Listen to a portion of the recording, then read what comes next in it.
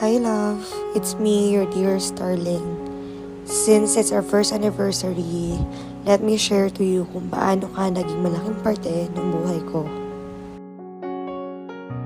We did start na sobrang magulo, as in, like hindi na natin alam kung pagpapatuloy pa ba natin yung relationship natin. Pero gaya nga ng sinabi natin sa isa't isa, baka will talaga ni Lord na ipagpatuloy yung nasimula nating relationship. Kasi paulit-ulit tayong binabalik ni Lord sa isa't isa kahit gaano pa kahirap yung simula ng lahat. Sa isang taon na relationship natin, hindi siya sobrang perfect, alam natin yan. May times na nagtatalo tayo, nag-aaway tayo sa mga malilit na bagay hanggang sa lumalaki. Pero kasi, nagkaroon ako ng partner na katulad mo. Kaya akong ipagtanggol, kaya akong intindihin sa lahat, at sobrang mahaba yung pasensya para sa akin. Hindi ko alam kung lahat pa to deserve ko, lalong-lalo na sa ugali na meron ka.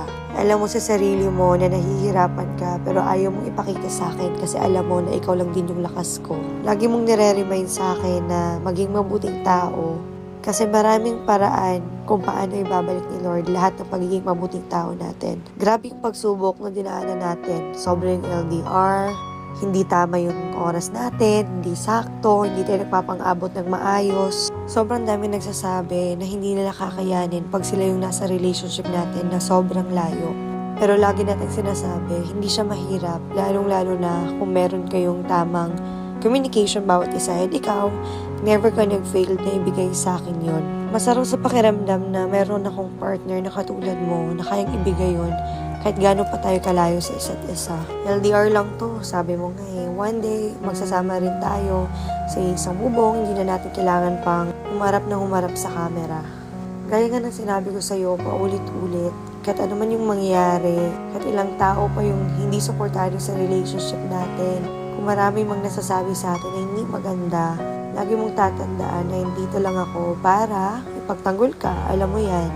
Hindi ko hahayaan na may ibang tao na mga away sa'yo. Malamang, kilala mo ko, hanggang sa kaya ko, ipagtatanggol kita. Sa isang taon na kinikilala kita, sobrang ang dami kong natutunan pagdating sa'yo.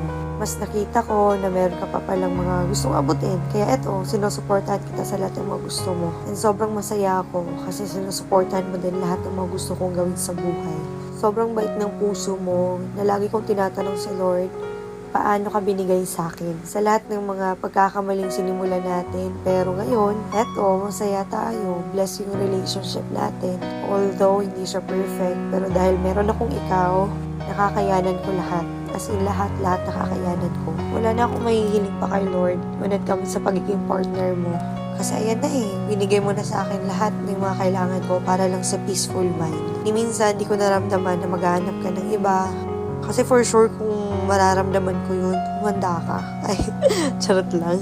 Anyways, love, hindi ko man laging sinasabi sa'yo or hindi man lagi kitang sinasabihan ng ganito, pero sobrang na-appreciate kita sa lahat ng bagay. Sobrang thank you sa isang taon na ikaw yung naging kasama ko. Marami pa tayong pagsasamahan, love. Hindi lang ito yung anniversary na magsa-celebrate tayo. One day, makakasama na din kita ng mas matagal pa. I know, etong waiting time natin, kung ibibigay man ni Lord to, ito na yung pinakamagandang regalo niya sa atin. And palagi akong maghihintay sa'yo kahit gaano ka pa kalayo, kung gaano pa katagal, kasi sobrang worthy mo na antayin.